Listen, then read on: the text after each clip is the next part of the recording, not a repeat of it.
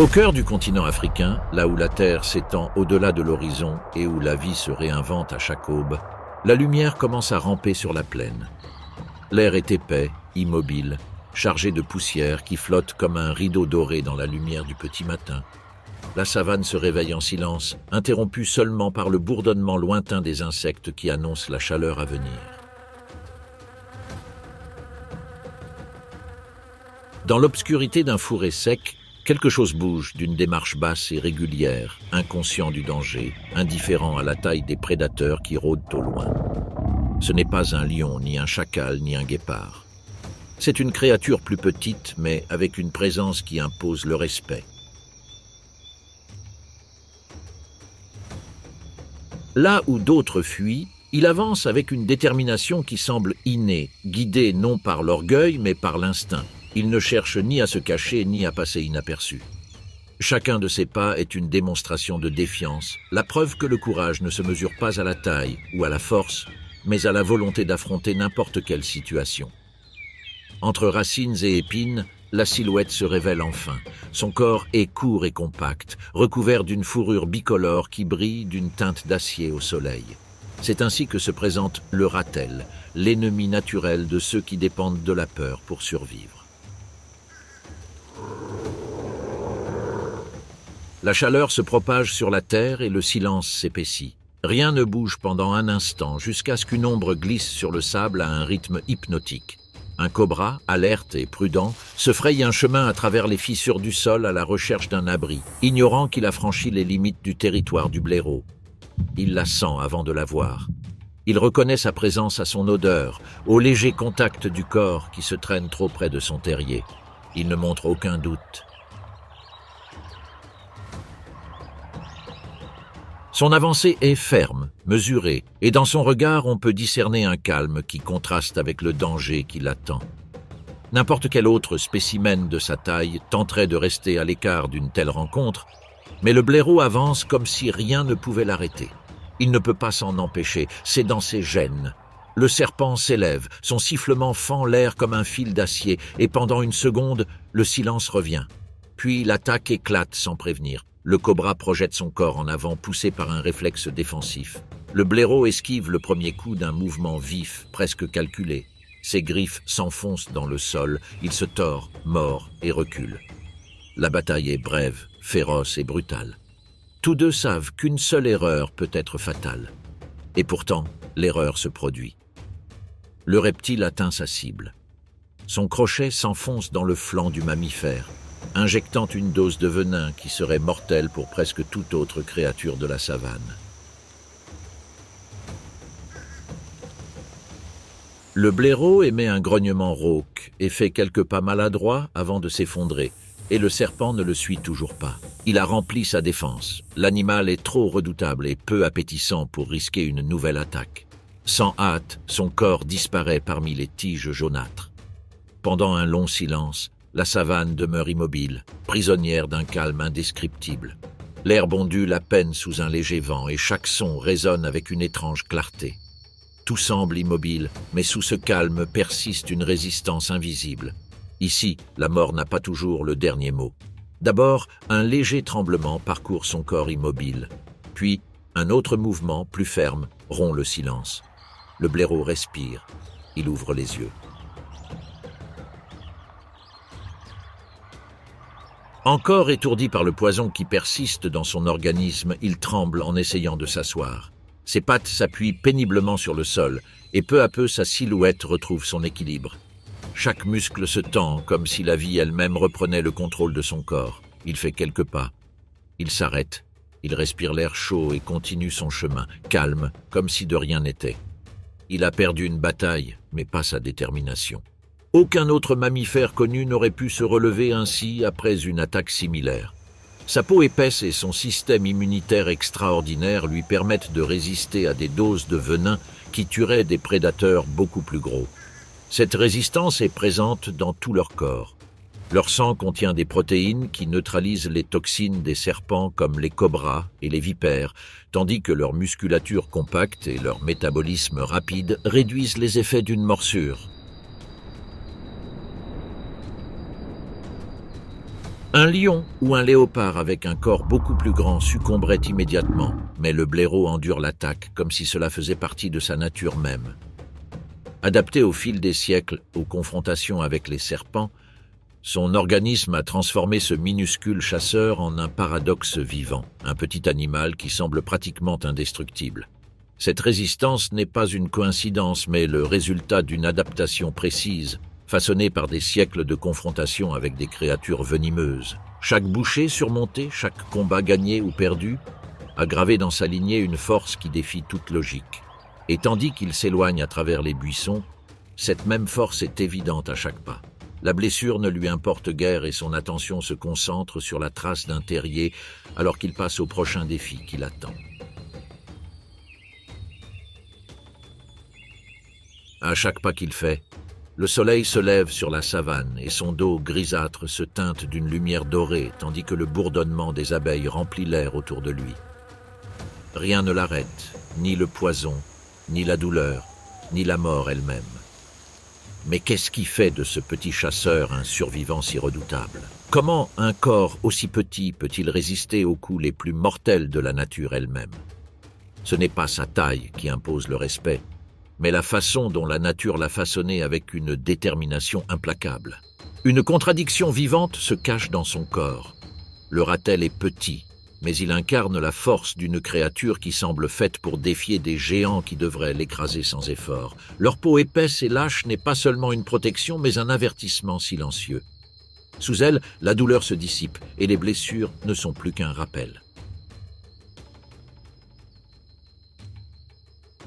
À première vue, cela peut sembler un détail mineur, mais cette peau cache un secret. Il peut mesurer jusqu'à 6 mm, un chiffre qui semble insignifiant jusqu'à ce qu'une morsure de lion ou une piqûre de cobra frappe cette surface presque impénétrable. Cette combinaison d'épaisseur et d'élasticité lui confère un avantage unique.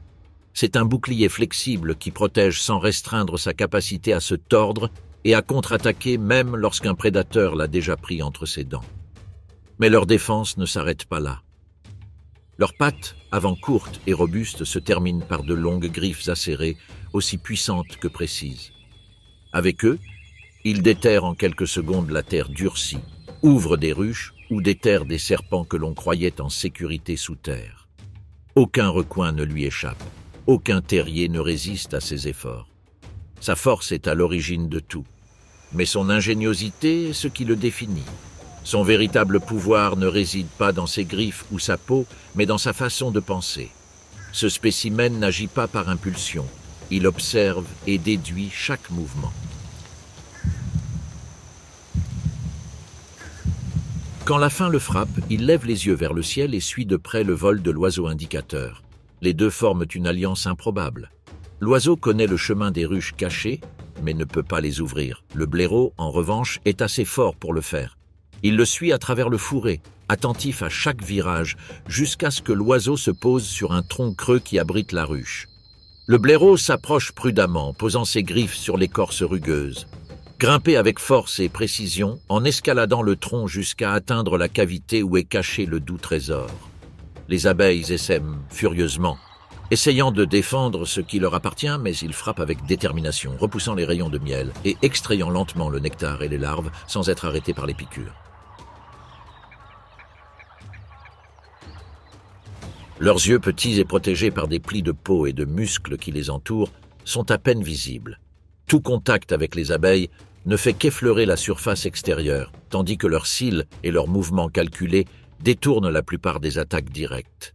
L'épaisseur de la peau autour de son visage aide à absorber l'impact des bourdonnements et des piqûres accidentelles, lui permettant de continuer son travail sans s'arrêter. Finalement, le nectar et les larves sont exposés et pendant qu'il se gave, l'oiseau profite des restes. Cette coopération, née de la nécessité et de la ruse, révèle quelque chose de plus profond que l'instinct.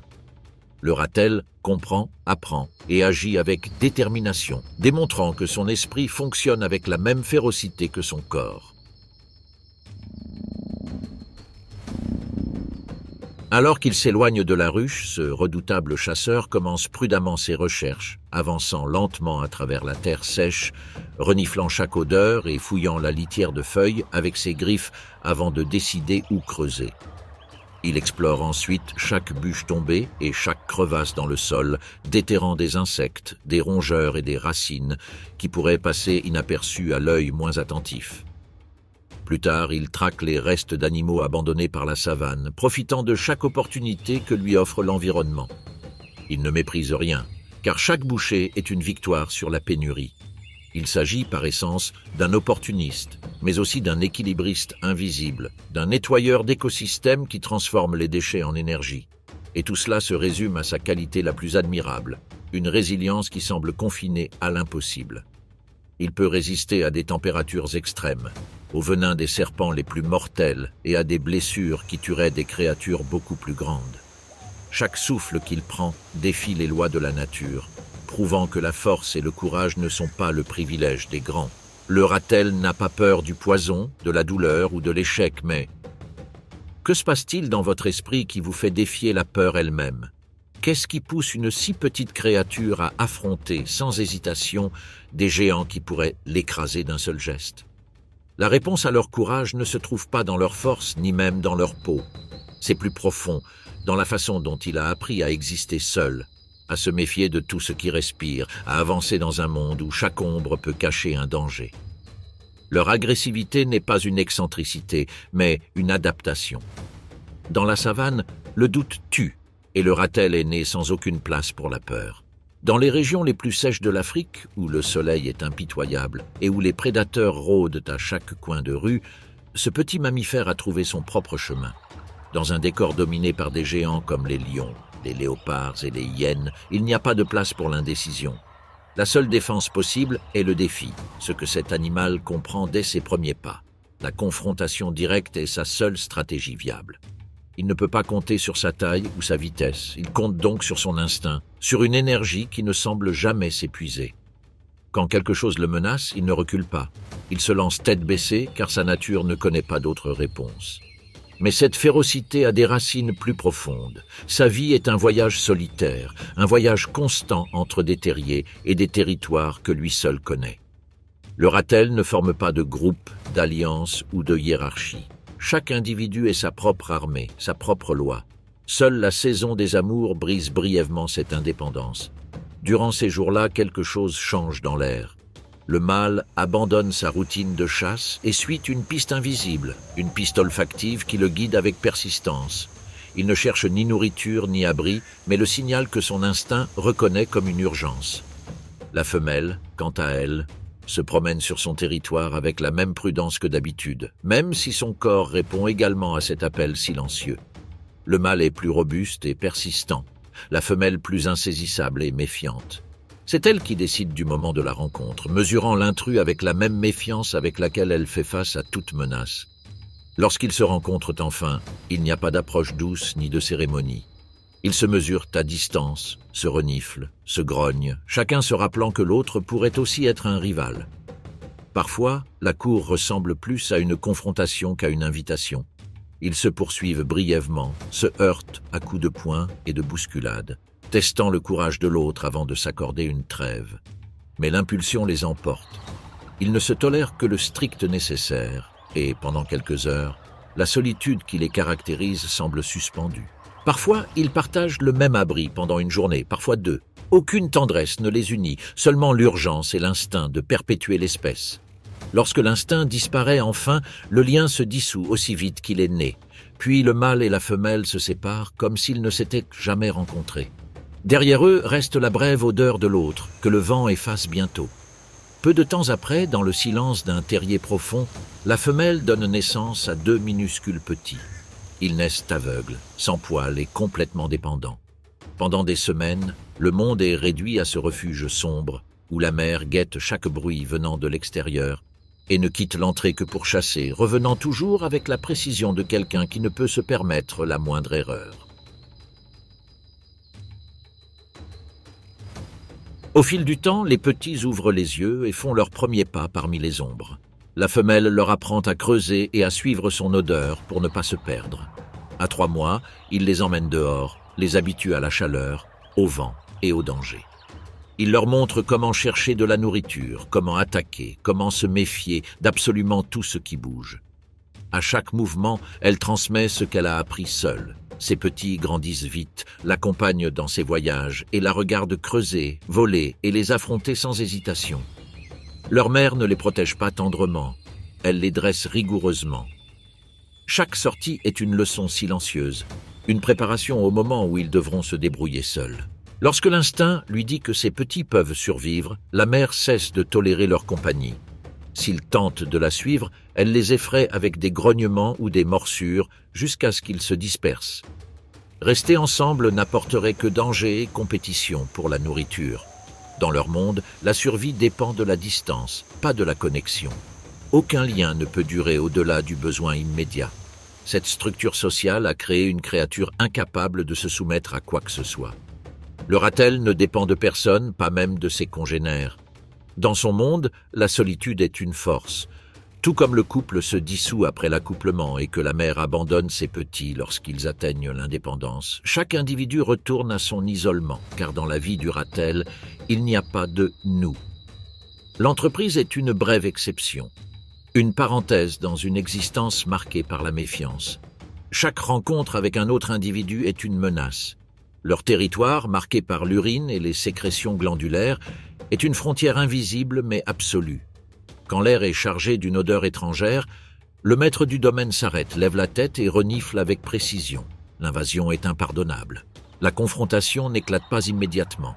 Au début, un silence tendu règne, entre des échanges de postures et de regards. Les corps se penchent, les muscles se tendent, la peau lâche du cou ondule tandis que tous deux calculent le prochain mouvement. Aucun des deux ne cherche à céder, car cela reviendrait à nier son propre droit à exister dans ce fragment de savane. Puis le calme se brise. Ils se jettent les uns sur les autres avec une violence soudaine et instinctive, née du désir de territoire et de la faim. Leur peau épaisse et flexible leur permet de se tordre sous l'emprise de l'ennemi, de mordre dans des positions impossibles et de résister à la douleur comme si elle n'existait pas. La poussière s'élève et l'écho du combat se mêle au bourdonnement des insectes et au souffle du vent chaud. Quand la force l'emporte, l'intrus cède. Il recule en titubant, traînant son corps hors du territoire. Le vainqueur observe encore quelques secondes, renifle l'air et marque une fois de plus sa domination, réaffirmant la frontière avec son odeur et sa fureur. Les combats, la chaleur et la solitude ont laissé leur marque sur son corps. Cette vie de défi constant a non seulement façonné son esprit, mais a également sculpté sa forme. Et bien que rien ne semble l'arrêter et que chaque fibre de son corps respire le défi, le ratel détient un secret plus profond. Derrière ses petits yeux brillants se cache un esprit étonnamment astucieux, capable de calculer, d'observer et de tromper. Parce que même le guerrier le plus féroce sait que la force sans stratégie n'est jamais suffisante pour survivre. La question inévitable se pose alors. Comment un animal aussi petit parvient-il à déjouer et à vaincre des prédateurs beaucoup plus puissants? La réponse ne se trouve pas dans la théorie, mais sur le terrain lui-même, lorsque le jour s'estompe et que la faune se prépare à une nouvelle confrontation. Le soleil se couche sur la plaine et l'air vibre de ce silence tendu qui précède la nuit. Parmi l'herbe sèche, la silhouette du chasseur se déplace d'un pas ferme et sans hâte, conscient de chaque ombre qui s'étend avec la lumière mourante. Sa démarche est lente mais déterminée, comme quelqu'un qui connaît chaque pierre et chaque racine de son territoire. La chaleur du jour se dissipe et, avec elle, la vie nocturne s'éveille. Des insectes voltigent. Un scarabée rampe maladroitement sur le sable et le blaireau s'arrête un instant pour renifler.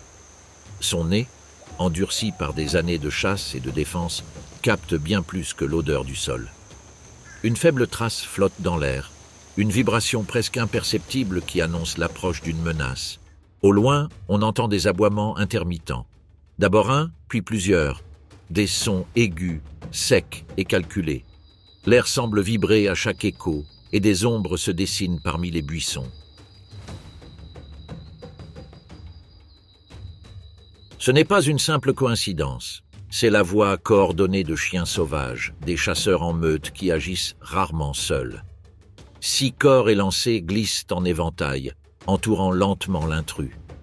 Ils ne le font pas par faim immédiate, mais par instinct de domination, par besoin d'expulser un concurrent qui ose occuper leur territoire. Le blaireau reste immobile, fermement campé sur ses positions. Il ne recule ni n'avance précipitamment. Ses pattes s'enfoncent dans le sol avec une solidité à toute épreuve, tandis que sa tête s'incline et que ses muscles se tendent sous l'épaisse peau qui recouvre son corps comme une armure vivante. Les canidés africains s'approchent en émettant de courts grognements, testant la réaction de cette petite silhouette noire et blanche qui ne montre pas le moindre signe de peur. L'un d'eux fait le premier pas. Il avance de quelques mètres et lance un rapide coup de poing dans les airs, signe d'avertissement. Le blaireau répond par un grognement rauque et guttural, un son qui vibre avec la promesse de la violence.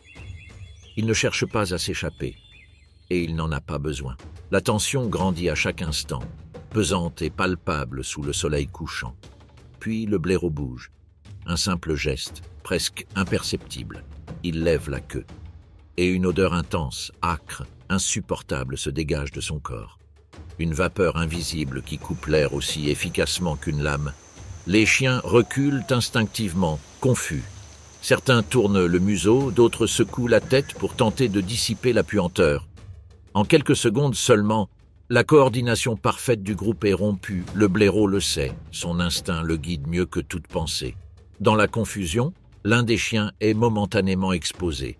Et c'est alors que le blaireau attaque. Son mouvement est bref mais puissant, tel un éclair soudain. Il se jette directement sur le museau du meneur et mord. La mâchoire du blaireau se ferme avec une force surprenante pour sa taille. Le cri du chien déchire l'air. Le sable monte et les autres chiens, qui avançaient en synchronisation un instant auparavant, se dispersent, confus, incapables de comprendre ce qui vient de se passer. Le blaireau, toujours ferme, tord son corps avec précision, déchirant peau et muscles avant de se relâcher. Il recule de quelques pas, attentif au mouvement du troupeau, mais il n'y a pas de réaction immédiate. Le chef chancelle, gémit et s'éloigne. Les autres le regardent, hésitants, n'osant pas attaquer à nouveau.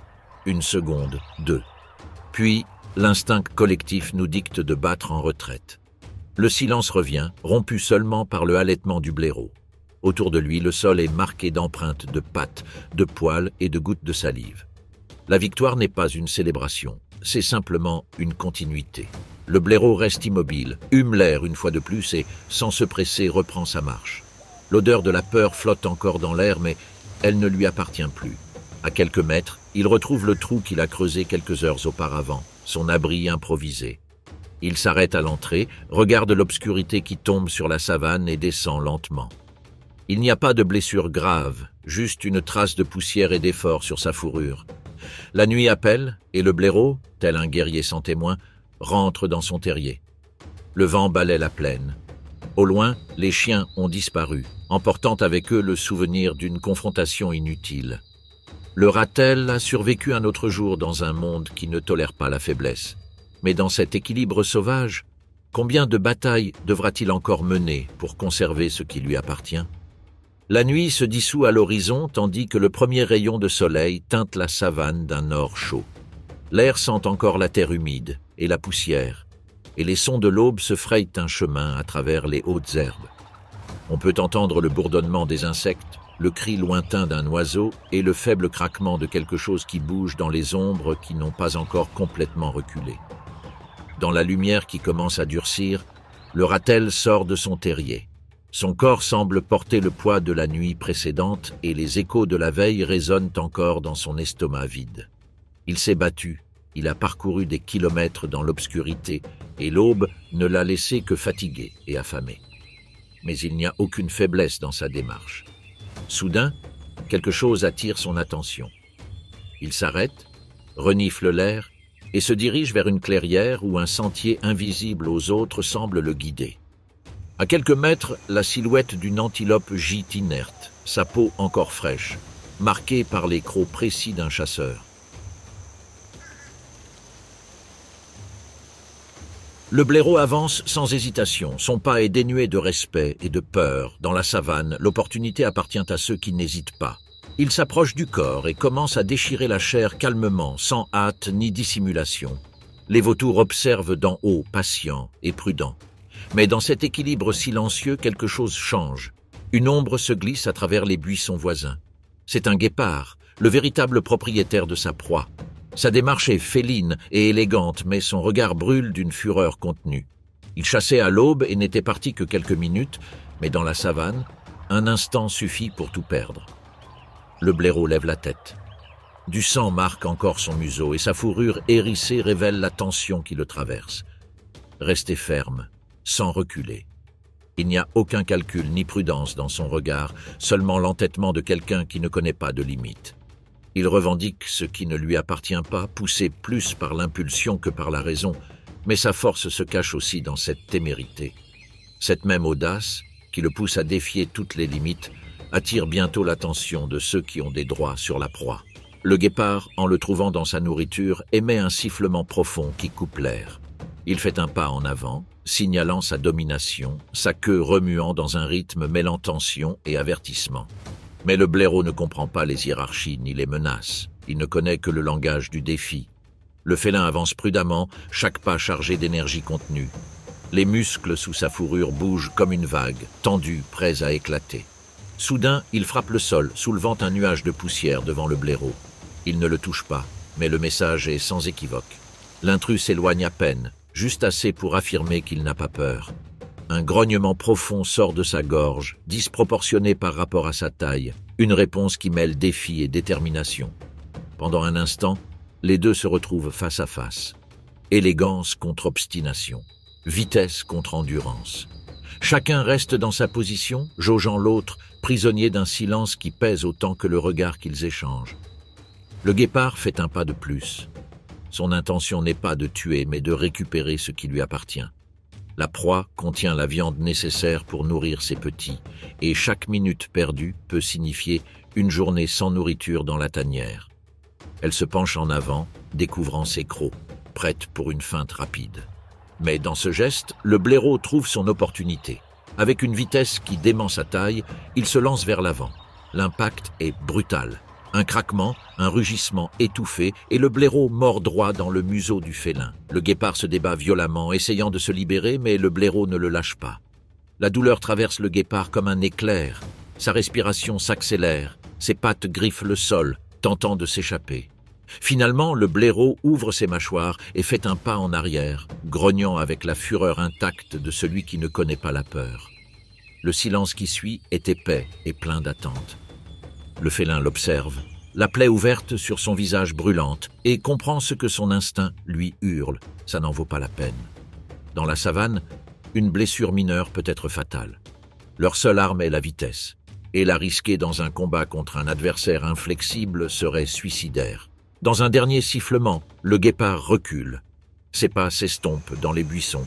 Sa silhouette dorée se dissout dans l'herbe, et le ratel reste seul près de la carcasse de l'antilope, maître absolu d'une victoire improbable. Il touche à peine à la viande. Il n'est pas venu pour manger, mais pour montrer qu'il ne cédera à personne. L'air se calme, tandis que les vautours descendent à nouveau, décrivant de larges cercles au-dessus de la clairière. Le blaireau lève les yeux et laisse la lumière révéler sa fourrure tachée de terre et de sang. Il reste près de sa proie, avec le calme de celui qui a gagné plus que de la nourriture. Il a affirmé son obstination dans un monde qui punit la faiblesse. Chaque mouvement, chaque geste reflète un corps qui a appris à résister, à survivre et à surmonter n'importe quel défi. Les longues griffes courbées ne creusent pas seulement des terriers. Elles déchirent également le sol à la recherche de nourriture et s'attaquent à quiconque ose les défier. Ce sont des outils et des armes de fouille, indissociables de leur stratégie quotidienne d'existence. Sa mâchoire courte et puissante ne fait pas la différence entre un os, une coquille ou un serpent. Tout peut être transformé en nourriture, et chaque bouchée est un rappel que votre corps est conçu pour gérer ce que les autres ne pourraient pas gérer. Les adaptations de votre corps sont l'héritage d'innombrables générations qui ont appris à survivre dans un monde impitoyable. Chaque mouvement porte l'empreinte d'une lignée qui a affronté la mort à chaque tournant et qui, par conséquent, a façonné un corps capable de résister à l'impossible. Cette résistance est évidente chaque jour. Il escalade les troncs et les branches avec précision pour atteindre les hautes ruches, creuse des terriers dans la terre dure ou entre les rochers sans perdre son sang-froid et défend son territoire contre tout intrus qui ose l'envahir. Même sous le soleil brûlant de la savane, il agit avec la détermination de quelqu'un qui a hérité de siècles de lutte. Chaque geste est un témoignage vivant d'une espèce qui a fait de l'adversité une habitude et de la persévérance un mode de vie. Les individus qui n'ont pas développé ces capacités ont disparu de la lignée, tandis que ceux qui ont survécu ont transmis une immunité presque mythique. Cet héritage a transformé ce petit mammifère en une anomalie biologique, capable d'affronter le venin d'un cobra et de se relever, comme si de rien n'était. Et ainsi, dans la savane qui ne pardonne ni la faiblesse ni l'indécision, le ratel reste, têtu et fier, un survivant absolu dont l'audace défie tout rival et dont l'histoire est celle de toute une espèce qui a appris à s'imposer face au danger et au destin. Mais le ratel n'est pas le seul petit animal à être très agressif. Dans la savane africaine, un lieu qui exige de chaque créature, même la plus petite, une volonté de faire pour survivre, la violence prend de nouvelles formes. Ici, dans le Kalahari, où la chaleur s'insinue comme un ennemi invisible et où l'horizon n'offre jamais de répit, il existe une petite société qui a fait de la coopération son arme la plus dangereuse. L'air vibre. Le soleil fend le sable en 1000 reflets. Parmi les ombres ondulantes des buissons, des corps élancés émergent tels des sentinelles. Pesant à peine 700 grammes, les suricates se tiennent debout sur leurs pattes arrière et observent. Le vent leur apporte des nouvelles invisibles, la trace d'un chacal, l'écho lointain d'un aigle, l'odeur aigre d'une colonie rivale. Ce spécimen est souvent considéré comme une simple proie pour les oiseaux de proie et les serpents, mais sa dynamique sociale cache un monde de discipline et d'agression contenue. Au sein de leur terrier, une armée s'organise, répondant à des hiérarchies, des signaux et des devoirs. Il y a des éclaireurs, des chasseurs et des sentinelles. Chaque membre connaît son rôle. Il n'y a pas de place pour le doute ni pour la pitié. La survie du groupe exige tout, même une exposition quotidienne à la mort. Le jour avance et le sable commence à bouillir. À la frontière entre deux territoires, deux colonies voisines se rencontrent. L'air s'épaissit, saturé du parfum des glandes anales avec lesquelles chaque groupe marque ses limites. Les suricates des deux troupeaux s'alignent face à face, debout, immobiles, pendant quelques secondes qui semblent éternelles. Puis un cri aigu brise le silence et le désert devient un champ de bataille. Cris, hurlements, griffes. La poussière s'élève comme un nuage masquant le soleil. Des dizaines de petits corps s'agitent, se heurtent, se mordent, se disputent des centimètres de terrain. Les terriers, creusés au pied des dunes, servent de tranchées naturelles. De là, les individus lancent des attaques éclairs, émergeant et disparaissant sous le sable avec une synchronisation apparemment répétée. Les chefs, des mâles plus grands et marqués de cicatrices, guident la charge. Leurs queues raides signalent leur avancée et leurs cris courts marquent le rythme du combat. Dans ces guerres, l'objectif n'est pas d'anéantir, mais de démoraliser, de faire reculer l'ennemi, d'abandonner le territoire ou de renoncer aux ressources qui le soutiennent. Une simple parcelle de terrain infestée de termites peut être une raison suffisante pour une bataille qui dure des heures. Au milieu du chaos, un suricate est abandonné. Le nuage de poussière se dissipe et le silence revient, bref et inquiétant. Du côté d'une dune, une ombre plus large se glisse entre les ondulations du terrain. Une hyène. Les yeux du prédateur se fixent sur la petite silhouette qui tremble un instant seulement avant de se poser sur le sable. Le petit animal ne s'enfuit pas. Il se cabre, cambre le dos et commence à émettre un sifflement grave, inhabituel pour sa taille. Il jette du sable avec ses pattes avant, fait un pas en avant, puis un autre. La hyène, désemparée, arrête sa progression. Une seconde plus tard, le suricate bondit avec une bravoure sans limite, essayant de mordre le museau du carnivore. C'est un geste futile, mais il envoie aussi un message clair. Il n'y a pas de victimes ici, seulement des défenseurs. L'affrontement ne dure que quelques secondes. La hyène recule, davantage mue par la confusion que par un réel danger. Il comprend instinctivement que cette minuscule créature n'en vaut pas la peine. Il existe des proies plus faciles et plus rentables. Il se retourne et s'éloigne, laissant derrière lui la silhouette tendue et vibrante du suricate, respirant lourdement sous le soleil de midi. Peu à peu, le reste de la colonie revient.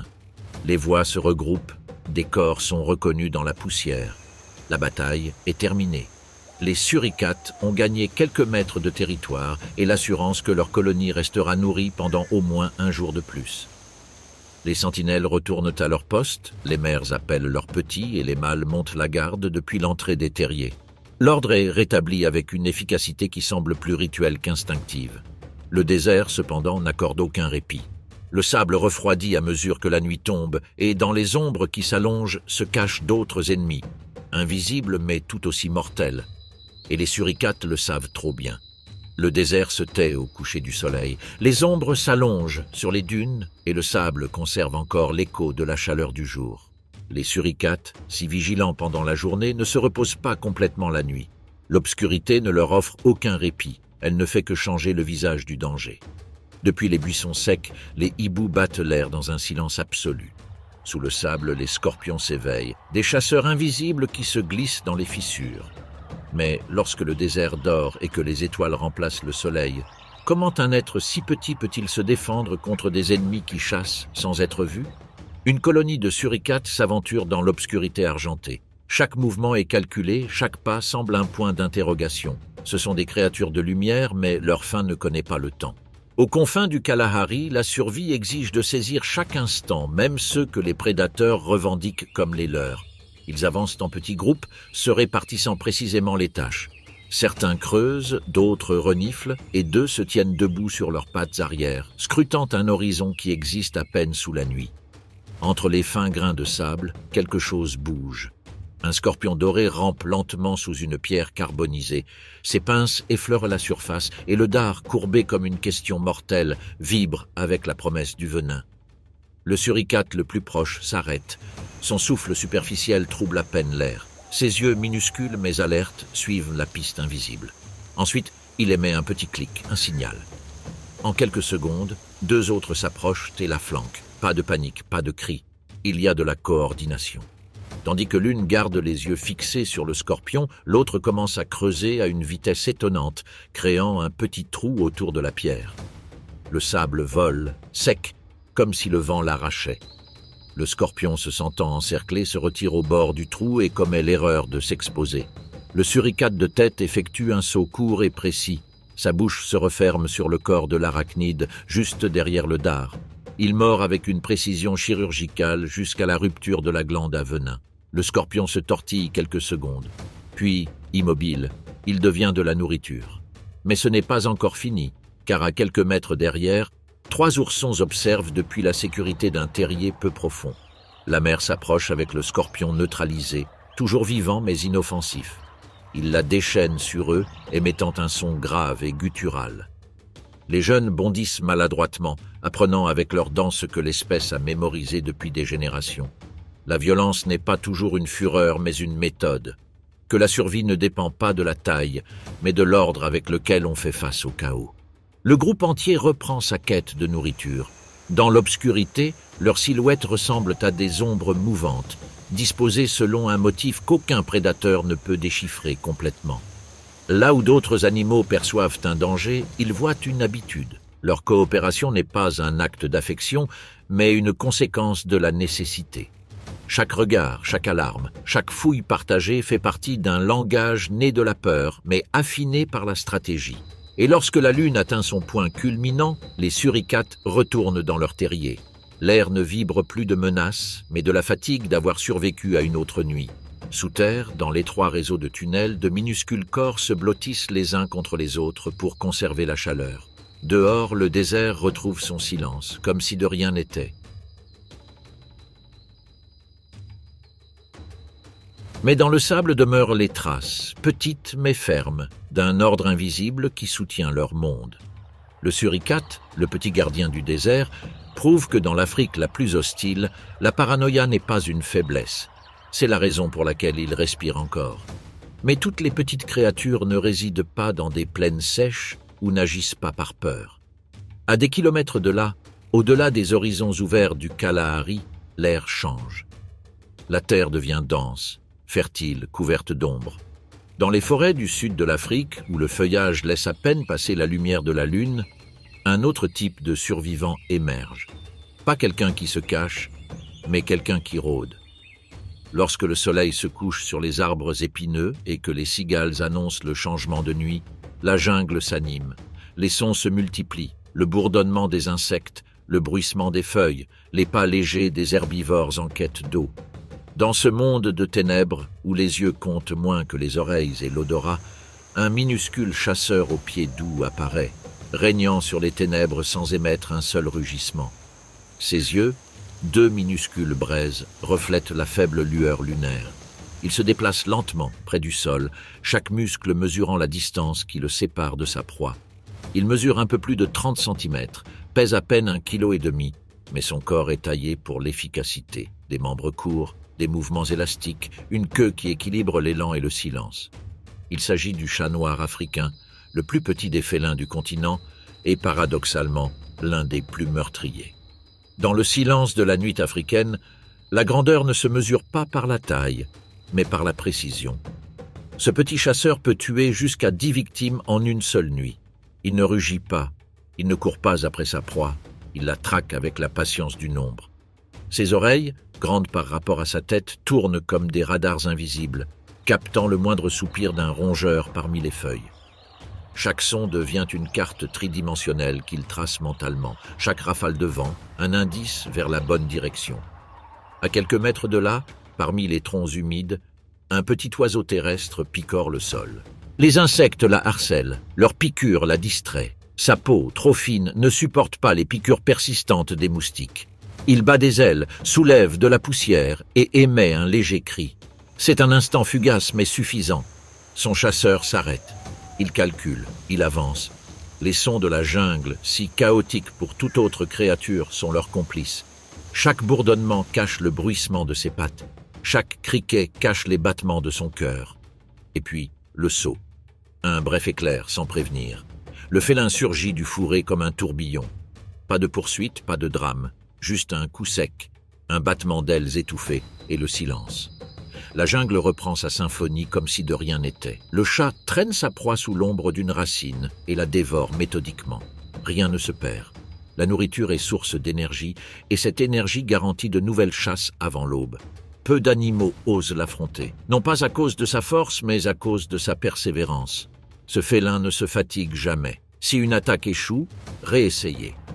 Si la proie s'échappe, poursuivez-en une autre sans hésiter. La jungle, avec tous ses géants, devient leur territoire lorsque la lune est haute. Leur démarche minuscule laisse des empreintes presque imperceptibles, mais leur impact s'étend à tout l'écosystème. Ils contrôlent les populations de rongeurs, d'insectivores et de petits oiseaux. Un chasseur qui chasse pour gagner sa vie, non pour le pouvoir, mais qui transforme la nécessité en perfection. Au loin, les nuages s'écartent un instant.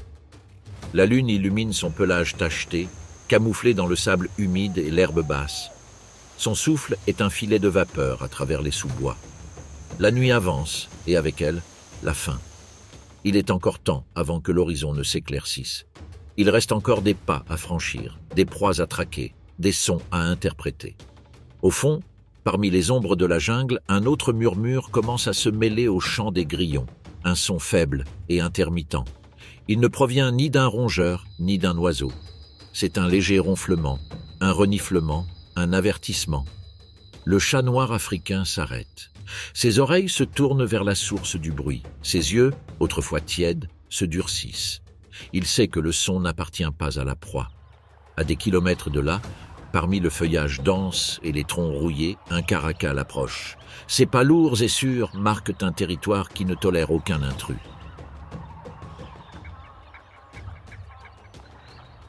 Ses yeux brillent dans la lumière filtrée par la lune, reflétant l'intelligence d'un chasseur habitué à la nuit. La silhouette s'agrandit, ses mouvements sont calculés. Proie et prédateur échangent leurs rôles. Le chasseur devient l'observateur. Le petit félin ne recule pas. De plus petite taille, il connaît la jungle comme si ses racines faisaient partie intégrante de son corps. Chaque feuille, chaque branche, chaque racine est un avantage potentiel. Sa respiration devient lente et contrôlée. Chaque muscle est tendu, prêt pour un moment qui pourrait décider de sa survie. Le caracal le sent, mais la végétation devient sa complice. La petite silhouette se fond parmi les vignes et les buissons, profitant de l'obscurité pour briser son ombre. Le félin s'approche furtivement, reniflant, tâtant le sol avec ses griffes qui s'enfoncent dans la terre humide. Le chat noir analyse les environs. Un tronc effondré, Un enchevêtrement de racines et de feuilles sèches composent un labyrinthe naturel. Là, il bouge, là, il joue avec la perception de son adversaire.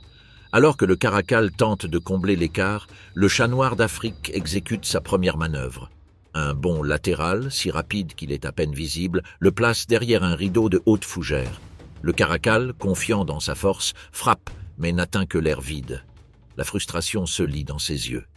Chaque tentative pour le localiser le force à dépenser de l'énergie, tandis que la proie insaisissable, qui n'est pas une proie, observe et planifie. Les minutes s'étirent comme un brouillard qui s'insinue entre les troncs, et le chat noir commence à avancer de manière calculée, changeant constamment de couverture, ne se déplaçant que lorsque le caracal est distrait par un bruit lointain. Un singe tapotant un arbre, le glissement d'un insecte géant sur des feuilles mouillées. Chaque petit détail devient un outil de survie. Le caracal fait une deuxième tentative, cette fois plus agressive. Il se déplace dans une clairière, essayant d'anticiper le parcours du chat noir. Mais le plus petit félin a appris à lire les mouvements de son rival. Il s'accroupit, s'aplatit contre le sol, puis disparaît parmi les racines entrelacées qui forment un abri naturel. Le caracal entre en collision avec eux, perd la coordination pendant un instant, et à cet instant décisif, le chat noir sort sur le flanc opposé, silencieux, mais dans une position avantageuse. Le duel ne nécessite pas de contact physique. L'intelligence, l'agilité et la vision nocturne sont des armes. Chaque mouvement que fait le chat noir le rapproche un peu plus de la survie. Chaque erreur que fait le caracal augmente la frustration d'un prédateur qui ne peut pas utiliser sa taille ou sa force pour dominer. La jungle a nivelé le terrain de jeu, donnant au plus petit camp l'avantage de son environnement et de sa ruse. Finalement, le caracal s'arrête. Ses muscles se tendent, ses yeux scrutent chaque mouvement manqué, conscient que l'effort fourni pour capturer le chat noir dépasse tout bénéfice. Une proie qui ne pèse que quelques kilos, qui est insaisissable et furtive, et qui ne justifie pas de gaspiller de l'énergie qui pourrait être utilisée pour chasser quelque chose de plus accessible. Avec un reniflement, il se retourne et disparaît dans l'ombre, tandis que le chat noir l'observe depuis sa couverture. La nuit se poursuit. Le chant des grillons occupe le devant de la scène. Les arbres sont ruisselants d'humidité après la bruine récente, et l'air se mêle à nouveau aux arômes de terre et de feuilles.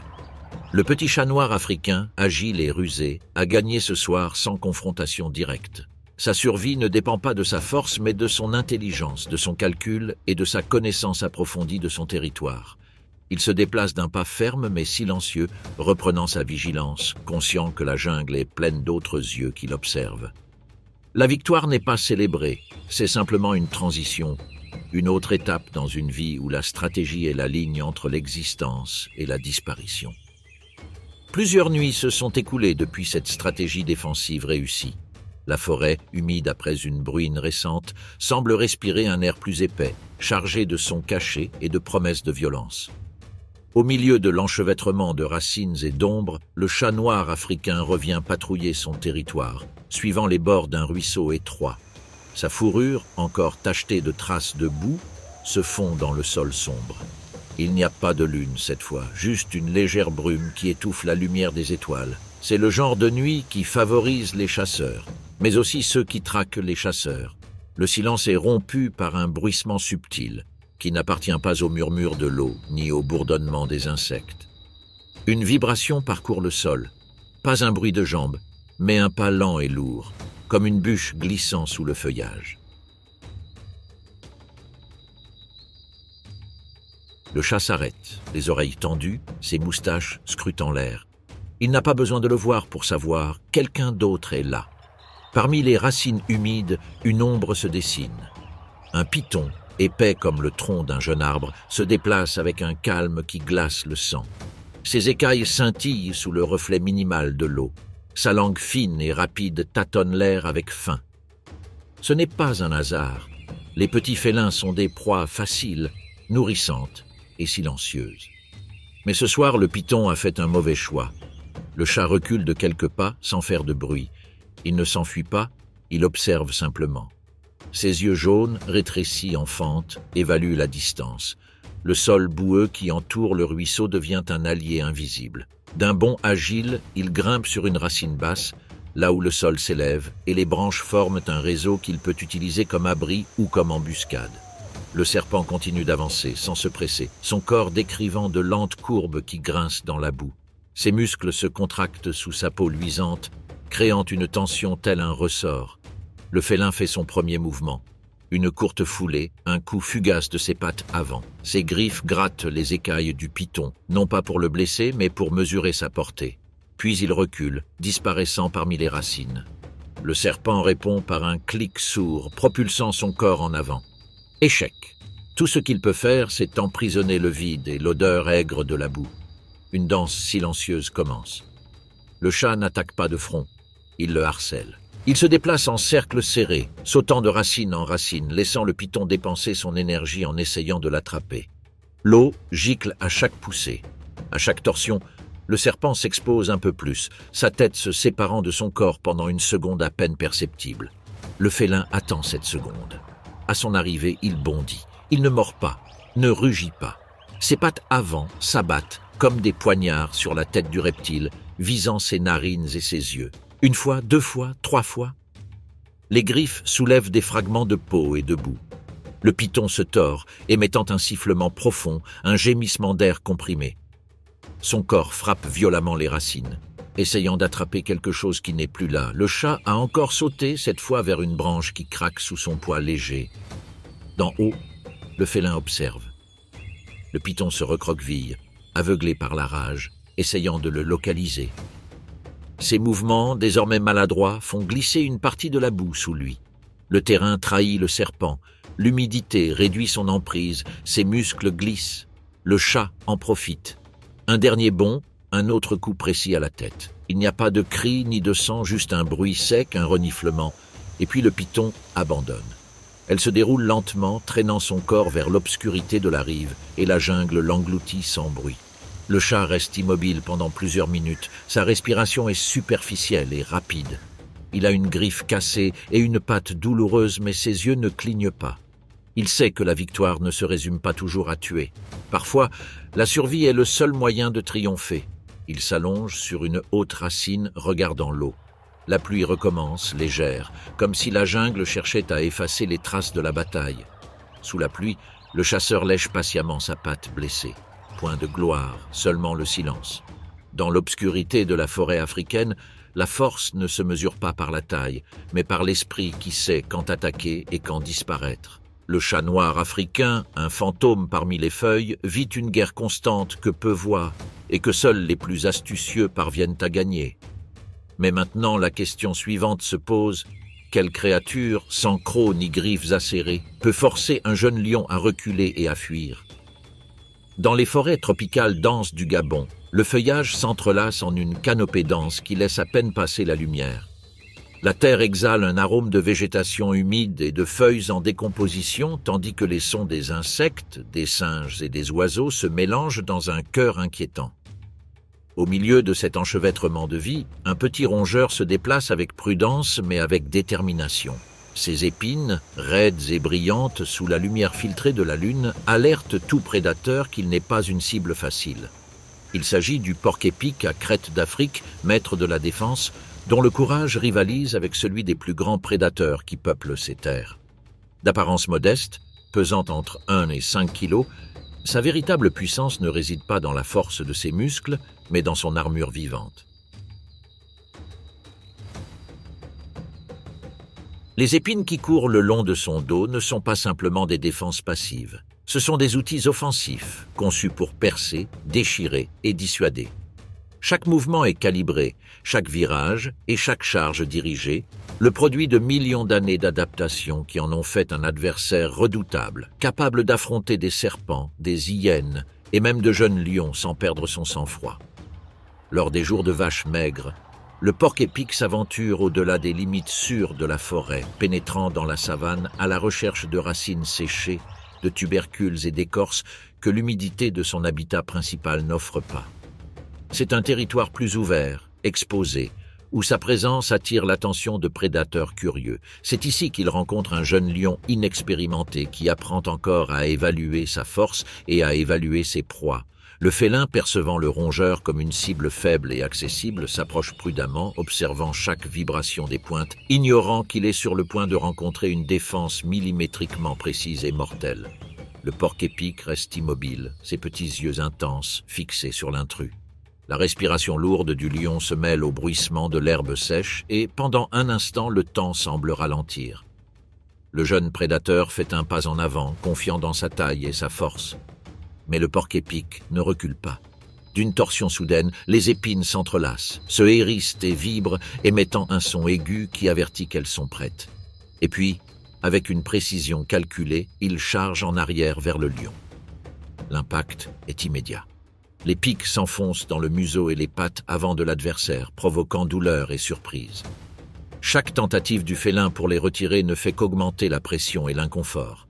La confusion s'installe pour le jeune lion. La victime qu'il espérait maîtriser est en fait un maître de la défense. Sa taille et sa force sont insuffisantes par rapport à la stratégie, à la précision et à la férocité du petit rongeur. Tandis que le lion lutte pour se libérer, le porc-épic reste ferme, sa posture basse et stable, ses mouvements mesurés et délibérés. Il n'y a pas d'urgence, pas de panique, juste une défense parfaite, apprise et perfectionnée au fil des générations. À chaque pas que fait le lion, de plus en plus de pointes s'incrustent, un rappel douloureux que sous-estimer un adversaire est une erreur fatale. Finalement, le jeune prédateur abandonne. Il recule en gémissant, vaincu non pas par la force brute mais par l'intelligence et l'audace d'un petit rongeur. Sans se presser, le porc-épic s'éloigne, reprenant le parcours qu'il avait choisi avant la rencontre. Ses pas sont fermes, confiants, et chaque mouvement transmet un message clair. Dans ce monde, le courage et la préparation l'emportent sur la taille et la force.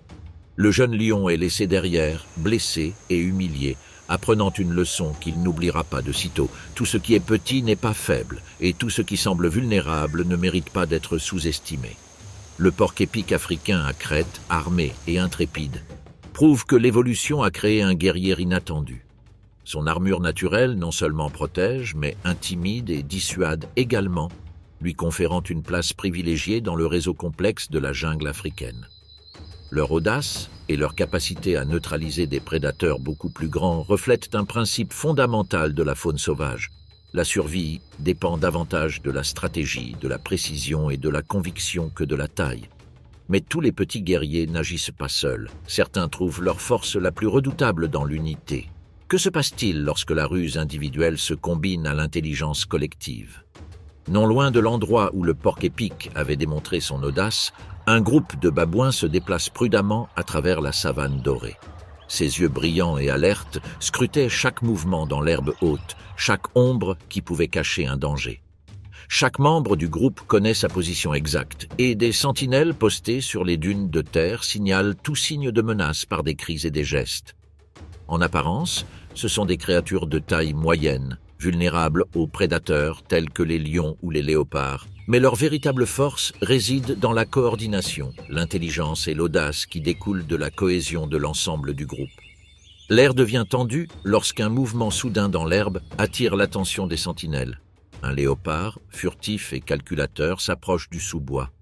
Sa fourrure tachetée se fond dans la lumière et l'ombre, et ses yeux jaunes, fixés sur le groupe, révèlent une intention claire d'isoler un membre pour l'attaquer. Le félin comprend la dynamique des babouins. Il sait qu'une confrontation directe avec l'ensemble du groupe serait risquée. Ainsi, avec des mouvements mesurés et silencieux, il avance, cherchant à profiter d'une erreur. Le léopard choisit sa cible, un jeune babouin qui s'éloigne légèrement du groupe pour examiner quelques buissons. D'un bond calculé, il l'attrape par le bras, un instant qui semble éternel dans l'atmosphère chargée de la savane.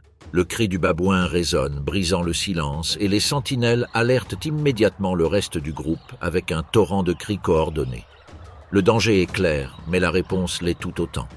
Le chef du groupe, un mâle robuste au regard féroce et aux mouvements précis, avance sans hésitation. Il n'y a aucune hésitation ni peur dans sa position. Il sait que son coéquipier a besoin d'aide et que la cohésion du groupe est leur plus grand atout. Son courage se révèle contagieux. À mesure qu'il s'approche, les autres membres, suivant son exemple, commencent à se déplacer en formation, criant, montrant les crocs et frappant le sol et la végétation avec leurs pattes. L'impression du nombre et de la détermination transforme la confrontation en quelque chose de plus qu'une simple attaque. Elle devient un acte coordonné de défense de groupe. Le léopard évalue rapidement la situation. Son instinct lui dit qu'un combat prolongé avec des dizaines de babouins pourrait causer de graves blessures et gaspiller son énergie. Il essaie de reculer, mais chaque mouvement en arrière est bloqué par un flux constant de membres du groupe, chacun avec son propre acte de défiance. Certains s'approchent directement, mordent et griffent, tandis que d'autres se placent entre le léopard et le babouin piégé, forçant le chat à prendre des décisions rapides. La pression est écrasante et le groupe se déplace comme une seule entité, transmettant un sentiment de force qui dépasse de loin ce que n'importe quel individu pourrait offrir seul. Le jeune homme pris au piège, bien qu'effrayé, trouve un encouragement inattendu dans le courage du chef. Leurs cris deviennent des mouvements coordonnés avec ceux de leurs coéquipiers participant à la défense. Chaque babouin agit avec une précision instinctive. Certains attaquent les pattes du léopard, d'autres sautent dans l'ombre de son corps pour le forcer à reculer, tandis que des sentinelles restent vigilantes et bloquent les éventuelles voies d'évasion. Le félin, intelligent et rusé, comprend vite que l'énergie qu'il dépenserait pour obtenir une seule proie est disproportionnée par rapport à la possibilité d'une blessure qui compromettrait sa survie. Après un dernier regard sur le groupe, évaluant chaque membre comme une menace tangible et coordonnée, le léopard décide de céder. Il recule lentement, ses muscles tendus et ses mouvements calculés, jusqu'à disparaître dans les sous-bois qui l'ont amené là. Les babouins émettent des cris de triomphe, non pas par joie, mais comme un avertissement clair. Ce territoire, ce groupe, ne cédera à aucun prédateur. Le jeune homme qui a été attrapé court vers le centre du groupe, protégé et en sécurité, tandis que le leader reprend sa position avec un air d'autorité silencieuse, réaffirmant la hiérarchie et la force du groupe. Une fois de plus, la savane montre que la taille physique ne détermine pas la victoire. Le courage, la stratégie et la coopération transforment un groupe apparemment vulnérable en un adversaire redoutable. Dans la savane africaine, chaque créature, même la plus petite, porte en elle la possibilité de changer le cours d'un affrontement en faveur de sa survie. Et tandis que les babouins reprennent leur routine, explorant, cherchant de la nourriture et surveillant leur territoire, l'écho de la confrontation persiste dans l'air, un rappel silencieux que même les plus petits babouins, lorsqu'ils agissent ensemble et avec ruse, sont capables de l'emporter sur les prédateurs les plus grands et les plus féroces. Dans la vaste savane africaine, chaque créature est confrontée à des défis uniques, allant de puissants prédateurs à des conditions environnementales impitoyables. Ici, le courage, la stratégie et la détermination ne dépendent pas de la taille ou de la force brute. Ce sont des qualités qui se manifestent de manière surprenante chez les habitants de cet écosystème. Parmi eux se trouve un exemple inhabituel de courage individuel, le ratel. Au cours de ce voyage à travers son monde, nous voyons comment ce petit animal intrépide défie les serpents venimeux, survit à des morsures que d'autres petits mammifères ne supporteraient pas et en sort toujours indemne, prouvant que l'audace et la persévérance peuvent prévaloir face aux plus grands défis. Cependant, il n'a pas été le seul à faire preuve d'un courage improbable. À ses côtés, dans différents coins du continent, d'autres créatures de petite taille ont révélé un arsenal de ressources surprenantes. Les suricates, regroupés en communautés coordonnées, affrontent des prédateurs beaucoup plus grands avec une vigilance implacable et des attaques calculées. Leur patrouille territoriale et leur stratégie collective leur permettent d'imposer le respect malgré leur petite taille. Dans les jungles africaines, le chat noir africain traque patiemment la nuit, utilisant le silence et l'ombre comme alliés, devenant un chasseur mortel malgré son apparente fragilité. Et dans les forêts du Gabon, le porc-épic à crête d'Afrique prouve que même un rongeur peut défier un jeune lion, défendant son territoire avec des charges précises et des barbes qui s'enfoncent avec une efficacité mortelle.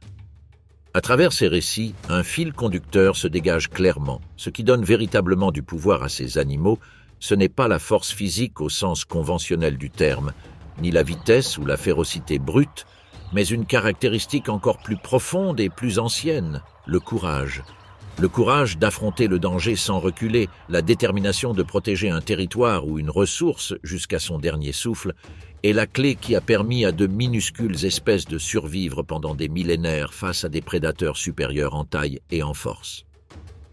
C'est ce courage, plus que tout autre attribut physique, qui leur a donné des capacités étonnantes, des griffes capables de déchirer, des mâchoires qui brisent les os, une résistance au poison et la capacité d'intimider des ennemis qui, à première vue, sembleraient invincibles. Cette valeur est étroitement liée à l'adaptation évolutive, ce qui donne naissance à des organismes qui, malgré leur petite taille, dominent leur environnement avec une audace sans pareille. Chaque blaireau, chaque suricate, chaque chat nocturne, chaque porc-épic porte dans son comportement et son anatomie la marque de générations qui ont choisi de ne pas reculer, qui ont décidé d'affronter l'ennemi de front et, par conséquent, de perpétuer leur lignée. L'agression, l'intelligence stratégique et la résilience physique deviennent des armes naturelles, héritées et perfectionnées, faisant d'eux non seulement des survivants, mais des protagonistes d'un écosystème impitoyable. Ce voyage que nous avons entrepris nous invite à reconsidérer les notions typiques de vulnérabilité et de taille. La savane africaine, dans son immensité et sa brutalité, est un espace où le minuscule peut égaler le colossal, où la ruse et l'audace sont tout aussi décisives que la force brute. En fin de compte, la leçon est claire. Dans un monde où les prédateurs les plus grands et les plus forts semblent régner, le véritable pouvoir ne réside pas dans la taille, mais dans la volonté de tenir bon. Le courage, cette étincelle inextinguible, a doté le plus petit des animaux de la savane de capacités qui transcendent les attentes et défient les règles apparentes de la survie. Et c'est grâce à ce courage que le ratel continue d'imposer le respect, de défendre son territoire et d'assurer la perpétuation de son espèce dans un environnement qui ne pardonne pas la faiblesse. Dans l'immensité de l'Afrique, où chaque pas peut déterminer la vie ou la mort, où l'ombre d'un lion plane sur l'herbe et où la morsure d'un serpent est mortelle, les plus petits animaux se souviennent que l'audace est une ressource inestimable.